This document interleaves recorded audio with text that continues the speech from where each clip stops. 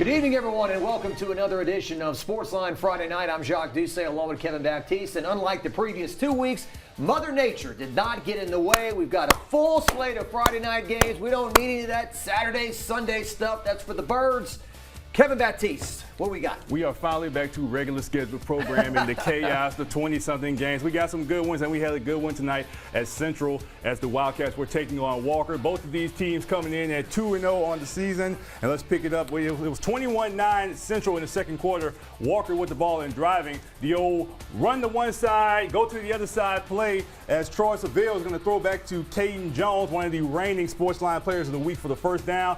He's going to get knocked out at the 2-yard line, and a few plays later, it's going to be Jacob Mackey is going to plow in for the touchdown. Extra point good. So 21-16, Walker chopping at that lead. But on the next drive, here comes Central, and one of those big plays. Jackson Furman looking, finds his guy, takes a shot down the field, and it's going to be Hayes Mathern who's going to come down with the catch for the big pickup. Walker wanted the offensive pass interference, but buddy, you're not getting that. And then a few plays later, it's going to be Keldon Cooper, the freshman, gets the sweep to the left side, and he's in for the touchdown. So Central increases their lead 28-16, and that was the score going to the half. Third quarter, Central right back at it, backed up near their own end zone. Furman. And just look at how pretty the touch on this ball is. He's going to connect with Kylan Thomas. Oh, that's a 64-yard pickup as number 20 for Walker is just trying to get him down, hold on for dear life. Eventually, he is brought down, and then a few plays later, just stick with what you know. Furman to Thomas, rinse and repeat, back corner of the end zone. That's a touchdown, 35-16, as Central goes on to win by the final score of 42-16. So David Semino and company, 3-0 in the season, looking real pretty over there. Semino and company airing it out. All right, Zachary and Acadiana, that was last weekend as Zachary fell in that football game. Tonight they were taking on another tradition-rich power from the Acadiana area, and that is Karen Crow. In the first quarter, it's Caleb Gonzalez. He goes deep and he finds his man, Kristen Brooks, for the long touchdown. The PAT was good, and Zachary, just like that, takes a 7-0 lead. The score is now tied 7-7, and here are the Broncos on special teams, and it's Zachary's Traylon Sepp. He feels it, finds the seam, then he turns on the Jets. It's a house call for 6. The PAT is good, and the Broncos take a 14-7 lead at that juncture. We move to the second quarter now. Karen Crow puts together a long drive. It's 1st and goal, and number 7, Shantez Babineau rolls out and finds his man Kendrick Bernard for the touchdown. The PAT was good, and we're all tied up. Zachary's Gonzalez then finds Jaden Cockerham. He high points the ball for the score. It's 21-14, Zachary at that point. Karen Crow then driving back. It's Babineau scrambling, making defenders miss. Takes it in for the touchdown. The PAT was no good, so Zachary clinging to a 21-20 lead. Late in the first half, Broncos driving. It's 1st and goal, and Dylan Shelmere in the Wildcat. Snap goes over his head. Ball is picked up by number 10, Wilson Landry, and he has reservations for 6 as he takes it into the end zone for the score. It was 27-21 at the half. Zachary hangs on to win by a point in a crazy game, 34-33. David Brewerton and company get a heart-stopping triumph. If anyone lives through the chaos, it's those folks at Zachary. All right, let's move on now. Denim Springs and Woodlawn. Let's go right into it. Third quarter score tied at 6. Woodlawn's Ahmad Price is going to hit Ryan Brown. And what can Brown do for you? He misses a tackle, and then he is eventually brought down, but not for a big first down pickup. And then a few plays later, a little trickeration from Woodlawn, the flea flicker, as Brown is going to hit Elijah Clark for the touchdown. So Woodlawn takes the lead 13-6. Skip ahead to the fourth quarter. And Woodlawn trying to add more to their lead, but they mishandled the snap. That's going to be recovered by Caden Allen for Denim Springs. So even though it didn't rain, you still got some bad field conditions at Woodlawn right there. And then Denim quarterback Jerry Horn is going to hit John Gaspard, and he shakes off a tackle, and he is gone for the long touchdown, and that ties it up at 13-all right there. So who is going to get that big play in the final minutes as Denim is going to get the ball back, and it's going to be Brenton Paul making a run down the right sideline. They're trying to knock him out of bounds, and they do, and that's going to set up a field goal for Denim Springs. It's going to be Juan Zaninga, He's right down the middle, so Denim increases their lead 16-13. So Woodlawn, what can you do? They came to this game winless, trying to get that first win of the season. 4 seconds left. They have a chance to send it into overtime from 30 yards. Is going to fall just short. What a heart stopper right there. Maybe it did hit the ref. As Denim Springs wins a thriller, 16-13 is the final. They improve to 2-1. Woodlawn is still winless. All right. We got U-High and Catholic. Indeed we do. Coin toss at Memorial Stadium for these two powerhouse programs. Baylor Graves of Catholic finds Chase Cathy 50 yards, and that would set up a 4-yard touchdown run by Jaden Miles. So Catholic High draws early blood. They're up 7-0. U-High punts to Jacob Bradford, who returns. Here is the Jaden Miles touchdown to make it 7-0 at that point. And now we've got the U-High special teams on the field. Look at that big crowd tonight. It is Jacob Bradford who will return it. He takes it next to his ankles, and didn't take him long to go north and south here. Nice speed before he is finally taken down. And that would lead to get off. Baylor, a 5-yard touchdown run. So it's 14-0. Catholic High out in front. But don't let the beginning of this story fool you. Here comes U-High's Emil Picarella throwing 31 yards to Ethan Kimmy. What a catch. 14-7, so U-High is on the board. This play coming up is ruled a fumble, I'm told, as they get to the quarterback, and U-High is Johnny on the spot for the recovery. That don't look like no fumble, Cody. Hudson Fuller, I think, might agree with you. That does not look like a fumble. But Third quarter, Picarella to Alex Haynes, or this is Trashad Bush, I should say. So it's 14-14 after that fumble at the half. Now here's Picarella to Alex Haynes. That's a 35-yard touchdown to make it 21-14. U-High is out in front. But here comes Catholic High. Getting the ball to Jaden Gloston. He turns the corner and he's into the end zone for the score. We're going to overtime, folks. So here's Picarella and U-High. He finds Zay Martin. Throws a dart across the middle, 27-21. U-High Cubs out in front. Catholic, it's their turn to try to tie the game or win the game. Goldsmith, though, is intercepted by Luke Ewing to seal the victory. And U-High, for the second straight year, beats Catholic High. Last year was 31-30 on a last-second field goal. Tonight it's 27-21 in overtime. What a game at Memorial Stadium. One thing about those two teams, it's always going to come down to the wire in that one. It never ceases to amaze. A lot of bragging rights. A lot of kids that know each other, I'm sure. All right, just getting started here on Sportsline Friday Night. We've got this for you. It's time to announce another recipient of our signed football by Harold Perkins Jr. for the most sacks in Week 2. Just a reminder, Dr. Pepper teamed up with Harold Perkins Jr. to make the SAC tuition program, which will award one high school senior up to $10,000 of tuition award at the end of the season. Weekly winners will receive a signed football. This week's football goes to Caden Oakley from Slaughter Community Charter. He had 2 sacks. Congrats to Hayden. And be sure to follow along all season at drpmakethatsack.com. We'll announce another winner next week. All right. We've got many more great games coming up. Stay right there. All right, Scotlandville, the Hornets taking on the McKinley Panthers this evening. You see Scotlandville taking the field. Here's the opening kickoff. I apologize. The shot sheet I've been handed says number 85. We do not have him on the roster. He takes it all the way back for the touchdown. Tweet the name at me and we'll get it on the air. But number 85 gives his home team a quick 6-0 advantage. We take a look at the band, and they're enjoying themselves as well. Big part of Friday nights. Hornets decide to go for 2. Jannard Green, the pass is complete to Terrence Smith for the touchdown. That makes it 8-0 home team. But here comes McKinley. A couple plays. Panthers in good range to answer back. Jadarius Moody using his feet. And the next play, the Panthers push through for the touchdown coming up. Looks like they're going under center and then going with the quarterback sneak. That's Moody.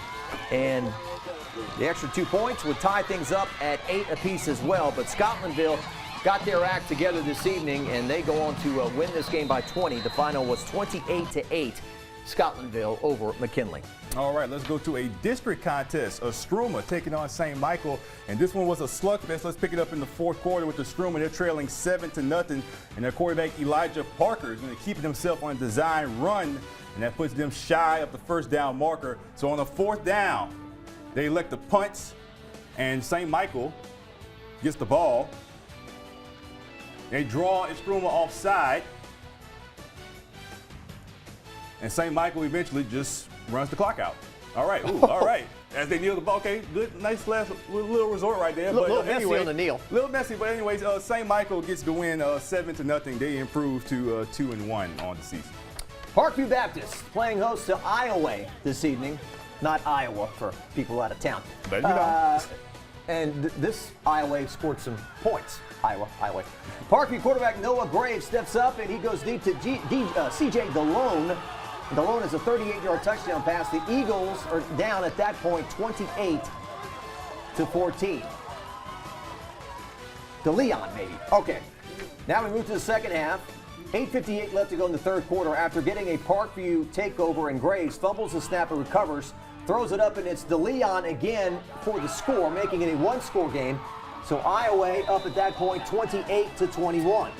2:24 left to go in the third quarter. Few possessions later, Iowa with the ball, and quarterback Reed Dupree pumps and fires to Jeremiah Bushnell, and he will go all the way. That is an 80-yard pitch and catch. And the Yellow Jackets back up by 2 scores, 35-31 at that point. Beautifully executed trick play. Fourth quarter, 7:53 to go. Iowa tries a 42-yard field goal, and it is good. That gives them a 38-21 cushion at that point, and they go on to beat Parkview by 10, 45-35. A lot of points in that one, but Parkview coming up 10 points shy. You're right, Jock. Unlike the Hawkeyes in college, they actually score points. That might be a 3-game total for the college version of that team. All right, much more on Sportsline Friday Night. We're just getting started. We'll be back. Welcome back to Sportsline Friday Night. Thursday night action, and there are your Bruy Panthers taking the lead for a home game against Tara, and this was Bruy's night. Early on, punt is blocked and captured by Ricky Critney for the Panthers. That would lead to Josiah Hogan, as Critney is pretty happy about that. Hogan finds Evan Poole. Pass is complete for a touchdown. Extra point is good, 7-0, and the Bruy crowd enjoying that on the west side. Hogan then, his pass will be complete to Jude Lejeune for the touchdown. Beautiful throw and catch. 2-point conversion was good. It was 15-0 at that point, and got a little extra dancing and celebration on the sideline. Hey, you work all year for 10 games in the regular season. Have some fun. Hand off to Poole, and he fights his way, rolls into the end zone, 21-0 at that point. And the crowd and the cheerleaders loving that as the Panthers go for 2.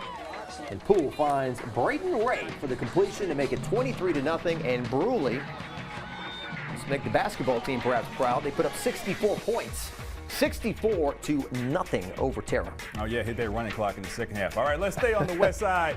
Go down Highway 1, checking in on Bruy's rival, the Port Allen Pelicans. They hosted Livonia tonight, and it was 16-12 PA at the half. Third quarter, Brennan Gibson, the quarterback, is going to call his own number. He's going to pick up a big game for the first down. And then same drive, Gibson hands it off to Josh Howard, but the Livonia defense is all over that one.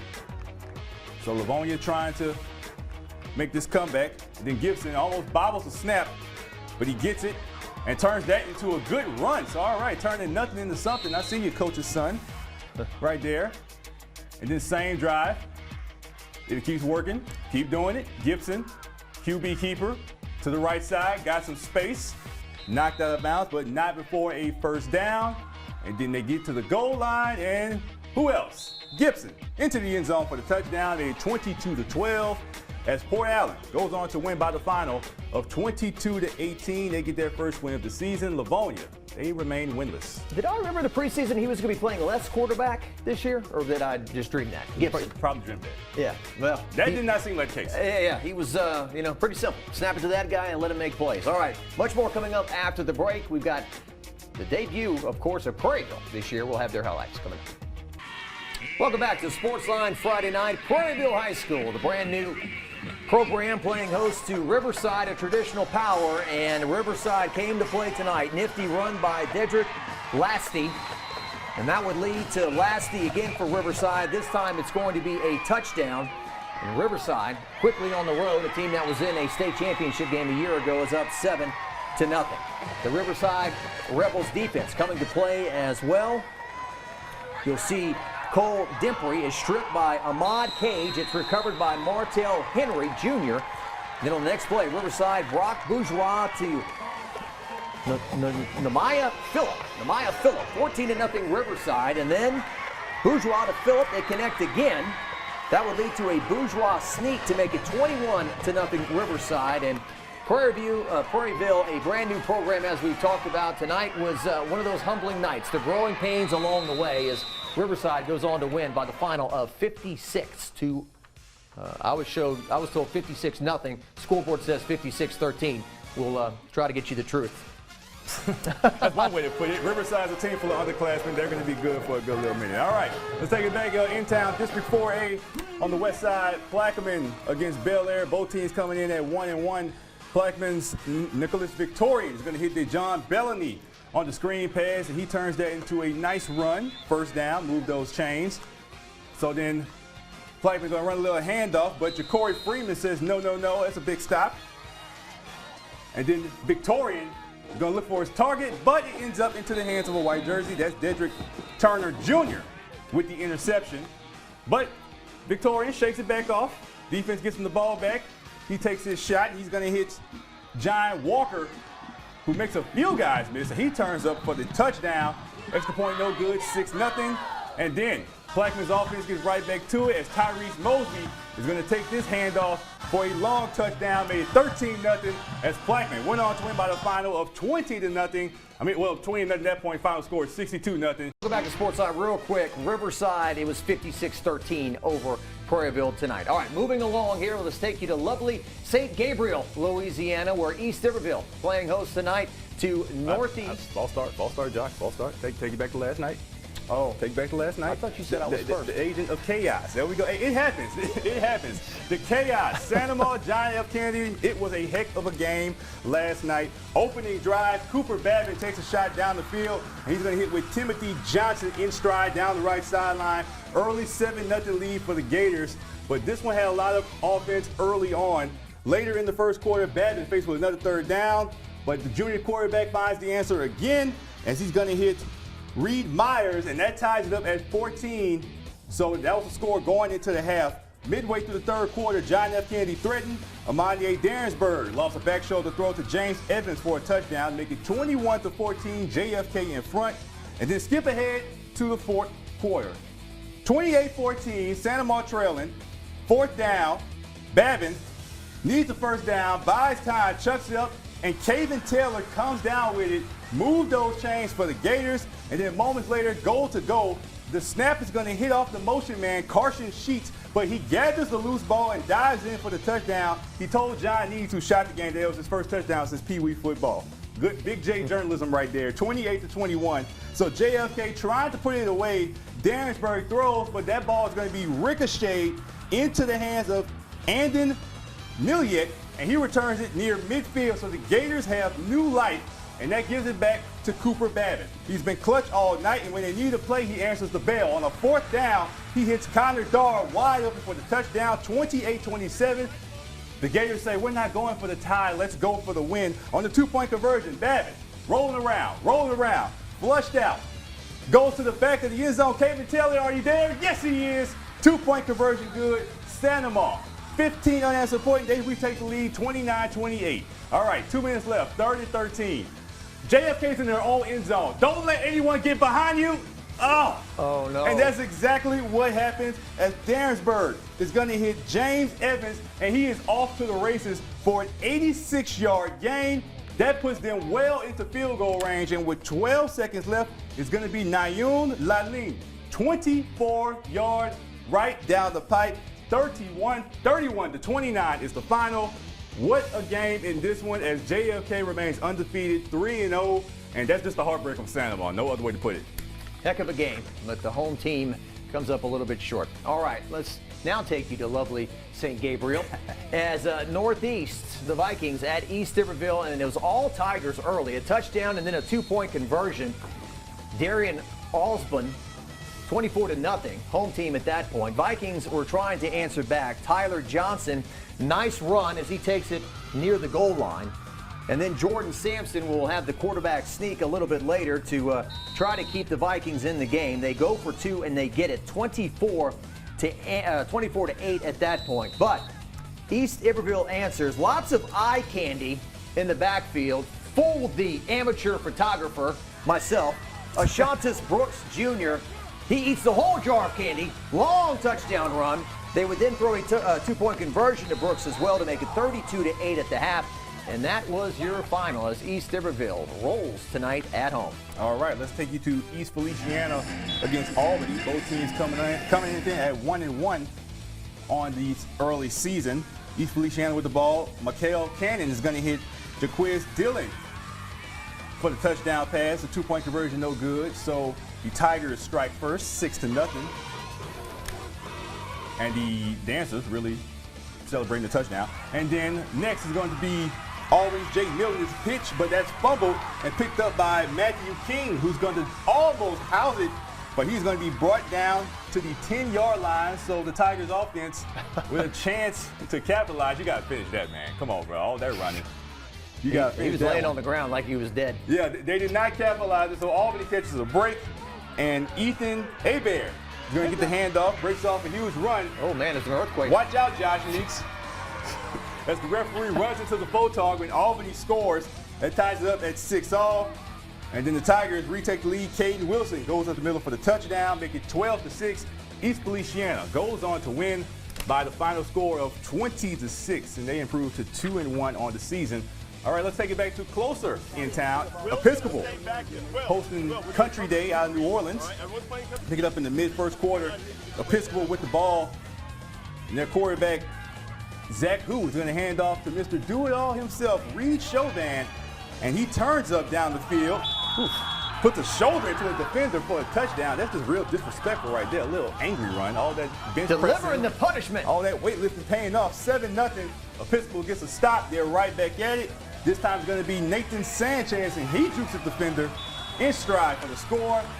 That's what Episcopal does. They just ground and pound all day long. 14-0 at that point. Country Day, they got their work cut out for them now. What can they do? Hudson Wright is going to fake the handoff looking deep, and that pass is going to be tipped by Curtis McAllister, and Episcopal's Brody Bailey comes up with it for the interception. So Episcopal really rolling in this one. Seems like they're having no issues, and that sets up their offense. They're right back at it. How about another workhorse?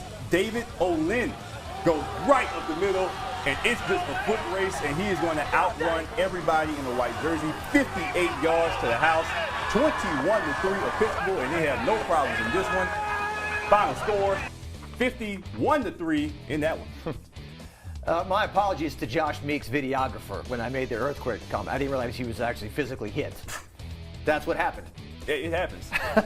Stay safe on that sideline. All right, many more highlights coming up. John Eads been working hard in the field to get some highlights back in. We'll track those down and much more. All right, welcome back to Sportsline. Ponchatoula at Live Oak this evening in Watson. Both Live Oak and Ponchatoula trying to get in the win column. They were both 0-2. Early in the first quarter, junior Caden Jones drops back. He finds his tight end Jacob Cowart for the long score as he's untouched into the end zone. Live Oak student section was liking what they were seeing, but it wouldn't be long before the Green Wave responded after a pass interference on Live Oak's Jaden Lee. The Green Wave tied the score with a toss to junior running back Jace Jackson. And then shifting to the second quarter, Live Oak put together a great drive for freshman Calvin Urson to finish the job with the incredible catch as he Mosses, one of the Ponchatoula defensive backs. Live Oak would go for 2 and they would not convert, so it was 13-7 Eagles. Before the half, Live Oak forced the safety, which then set up this monster 49-yard kick by Breck Schultz to go up 11 before halftime, and he just sneaks it over the crossbar from almost 50 yards out. Very nice. Live Oak would go on to run away with this one in the second half. They go on to roll 32-7 at home. All right, let's take you back to Central Private. hosting Gaydon. The Redhawks coming off a tough loss last week to Ascension Christian, and something they had it on their mind. First drive, they get down to the goal line. Jacob Weaver is going to muscle his way in for the touchdown. Extra point good. 7-0 Redhawks strike first. Their defense forces a 3-and-out, so the offense gets right back at it. How about some trickeration? Little double handoff, reverse. Lake and Loudermilk. The football almost camouflages itself against the red of the jersey. It's almost like you know who had the ball there. Hey, exactly. Love the deception. That sets up another touchdown from Weaver, his second of the day. Extra point was no good this time, 13-0. So the Redhawks are locked in, and so is this kid. He just did not want to smile for nothing. Real game face. Second quarter, offense back at it, and Zach Browning goes up top to Clayton Kimball, and that's just unfair. That's just high advantage on his head. Yeah, buddy, you have no chance in that one. 21-0 at that point. Central Private goes on to win by the final score of 46-14. My father's alma mater, Gaydon, home of the Duck Festival. Football team has struggled over the years. All right, Ascension Catholic versus St. Thomas Aquinas. That's coming up, and you've got Glen Oaks and Southern Lab. Glen Oaks and Southern Lab. False start. Toss the flag. It happens. At this point, Southern Lab is up 26-0, and they add to it as the pass is intercepted by Michael Plummer. And that, yep, come on, get your camera time. Come on, you know you want it. And then the offense right back at it. Jerry Bodley is going to hit Denim Hunt for the touchdown, increases the score 32-0. Oh, what's this on there? Ooh, left. Funky legs, whatever you want to call it. All right, and Glen Oaks offense trying, but nothing coming out of it. As Jarius Rito is sacked, nothing doing for the Panthers. And then Lab right back at it. Marion Asbury, the Southern commit, into the end zone, increases the lead 39-0. And we got the students dancing too. All right, it's just a party over there on the bluff tonight. And the defense is going to add to that party as Redo is going to be intercepted by Raymond McKinley. And he is going to try to howl something. He's just dancing himself. And he finds a crease. And he is going to go back to the end zone for a pick six. So it's just, we got dancing after the score. There was some Michael Jackson moves, but no Derek Carr fine. Yeah, during the play, on the sideline. It's just everything going right for Lab. And then how about some more? Bodley to Weatherspoon for the touchdown. So Southern Lab, they're just having a bunch of fun. So how can Glen Oaks just stop the bleeding? Let's see if they get something to avoid being shut out. And here we go. Desmond Baker says, we're leaving here with something. In the words of Denzel Washington, we are leaving here with something. He's going to return this kickoff for the touchdown. But this one was just all Southern Lab. And you look at the final score in this one, 69-7, just no problems for the Kittens. Didn't Denzel also say, boom? Yeah. 69 points. Wow. All right. Ascension Catholic and St. Thomas Aquinas. You're looking at Lowell Narcisse, former LSU and St. James quarterback. He grabbed his first win ever as a head coach a few weeks ago as Bulldogs hosting St. Thomas Aquinas tonight. First play of the game, Chad Elsie Jr., a guy that you have seen on this show once, twice, 100 times. Long touchdown run for Elsie as he is up the sideline and into the end zone, leaping for the score. Meanwhile, Mace Malasaw and the Bulldog defense, as we see the extra point, snap, plates, kick, it is up, and it is good, the Zebras say.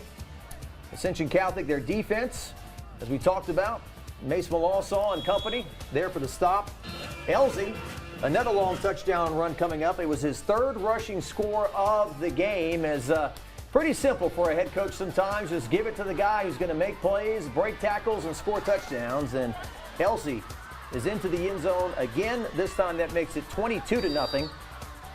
Camille LaBeouf, they would mix in a little bit of passing on this evening as he is going to drop back in the pocket, going to air it out. Beautiful into the hands of his man, Trevin Simon. Seymour, perhaps. Ascension Catholic touchdown on the final play of the first quarter, 56-12. And Dunham and Episcopal are up next for the Bulldogs. So certainly some great high school football games coming up, some great matchups. Something about Ascension Catholic and those running backs. They just always have those workhorses that just get the job done. All right, guys, we got some more games coming up. We'll take you to the river parishes. We'll take you to some more games in town. Stay right there. Sportsline Friday Night coming back after this. Welcome back to Sportsline Friday Night. Lutcher and Liberty. Lutcher celebrating homecoming. Congrats to Tori Long, the homecoming queen. Brady Armand, the homecoming king. Bulldogs hosting Liberty, leading 14-6 at the half. Patriots faced with a fourth down in the third quarter. Bryce Preston throws and completes to Aaron Elzey to convert the first down. A few plays later, another fourth down. Preston pitches to Zayden Foster, but the Lutcher defense clogs it up. It's a turnover on downs. Zach Jenkins completed a deep pass to UL Raging Cajun commit Trenton Cheney. They go back to him moments later on an inside run, and Cheney falls over the goal line for the touchdown. 21-6 Lutcher in the third quarter. The Patriots need an answer. Preston tosses to Dedrick Welsh, who had a huge day. Coming up here, breaking into the secondary. But in the end, the final score in this one, fourth down play here coming up. Lutcher defense trying to track down Liberty, chunking it to the end zone, incomplete. What's our final score, folks, in this one as we take a look at it? It was Lutcher winning big, 28-6 at home. All right, let's come back to the Baton Rouge metro area. Capital against Mentorship. This one had more action as the Sharks and Lions were ready for this one. First play of the night is a handoff to senior Terrence Stokes of Capital. And he rumbles. That's a big man right there, just coming down the field. I do not want to tackle that. So, yeah, defense, y'all can have that one. Nice little game right there. Later on the drive, Cameron Wilson is going to finish it off with a nice scramble for the touchdown that made it 6-0 Lions. But Mentorship, those Sharks, they had an answer. And it's going to come when Kenny Jones is going to break free on the edge for a score of his own. It was a foot race, but Jones ends up winning the race. Touchdown. Ties it up at 6. And the score would stay that way for a while. And then Capital get back to offense. Wilson is going to air it out deep back at the end zone, but it works out as the wide receiver is there for the touchdown. And I guess that made 12-6 at that point, but we do not have a final score for you at this time. So sorry about that. You know, we get the final score. Oh, we do a final score. There we go. Buzzer beater, baby. That's how it works on Sportsline. 34-24 is the final. Keith Woods and company getting their win. So let's recap the day on Sportsline Friday night. We got some more scores. Yeah, going back to some scores we showed earlier in the day. Central 42-16 over Walker.